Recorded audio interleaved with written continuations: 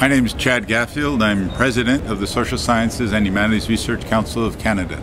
A lot of the vocabulary, the metaphors that we've developed over the years for thinking about research really don't make a lot of sense. For example, the big distinction between, say, basic research and applied research, or curiosity-driven research and targeted research.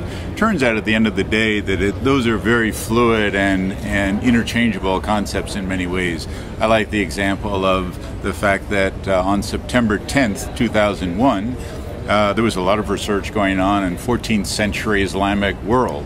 And well, that would have been thought about on September 10th as 2001 as being very pure, we're just doing that and so on. Well, the next day, that all of a sudden was exceedingly targeted and exceedingly strategic and so on. So I think what we're moving toward is not a distinction between, say, the intrinsic value of research and the extrinsic value, the pure and applied, but rather a notion of a foundation upon which we're trying to always advance understanding about the past and present, that foundation, that really allows us in expected and unexpected ways to try to make a better world.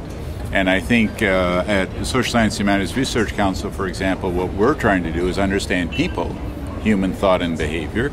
We do that in terms of the past and present, but we're always looking to contribute that to the making of a better world. And I think that's a much better way to think about it than some of the dichotomies that we used in the past century. Human ideas and behavior are really at the heart of innovation. And technology often enables, accelerates, and then influences our thinking about all that. But it's not simply that where new technologies are then changing human beings. In fact, new technologies become important because they are helping us pursue new ways of thinking and behaving. And the example of Steve Jobs, I think, is really relevant here. He talks about the fact that he started with an understanding of people. What do people want to do?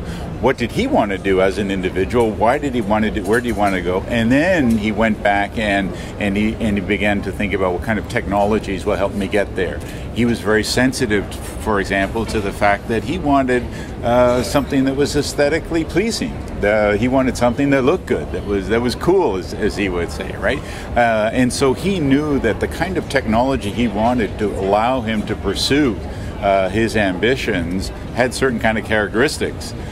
So again, this is an illustration of the fact that it's an understanding of what people want to do, how their thinking's changing and so on, that makes certain technologies really important.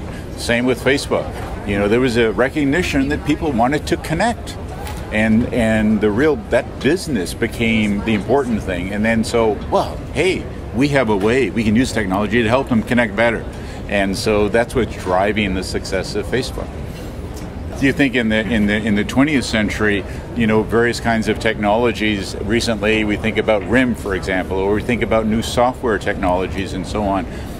Those kinds of technological contributions, I think, reflect the fact that in Canada, we've been very focused on the importance of connections. We have a small number of people in Canada, we have a big space. So telecommunications, for example, is very important to us. We want to keep track of how we communicate, and we want to facilitate that in order to draw the country together. So Canada has a great history in the 20th century of telecommunications and innovations in telecommunications. So therefore, I don't think it's surprising that something like the BlackBerry becomes a Canadian invention, or a company like OpenText, which now is global in terms of helping us communicate better, develop virtual communities to bring us together, and so on. So I think throughout Canadian history, we've found and focused on new kinds of technologies in reflection of a kind of Canadian experience, a Canadian way of thinking, a Canadian way of wanting to connect, for example. We used to think about innovation in terms of technological innovation or social innovation, and those were two kind of very separate considerations. And now we know, in fact, that they're intimately integrated. You know, we can't have healthy businesses unless we have healthy communities, and we can't have healthy communities without having healthy businesses.